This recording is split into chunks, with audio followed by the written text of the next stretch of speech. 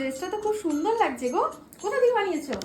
আমি এই ড্রেসটা দিদি 2 লাখ টাকা দিয়ে বানিয়েছি এই ব্যাঙ্গালোর থেকে। হ্যাঁ, হ্যাঁ, আমার জন্য নিয়ে এসেছি।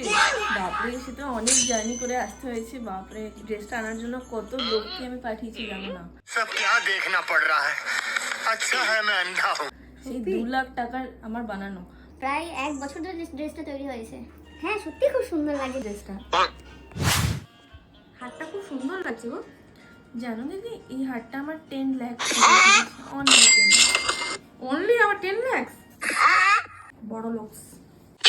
আচ্ছা এবার দেখো মিরারে কেমন লাগছে নিজেকে। আসলে সব ক্রেডিট তো আমার ড্রেস আর আমার জুয়েলারি।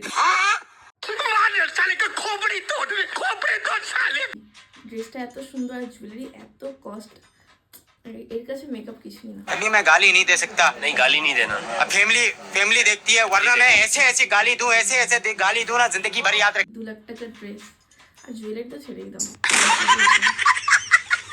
সত্যি মেকআপের কোনো ক্রেডিটই না?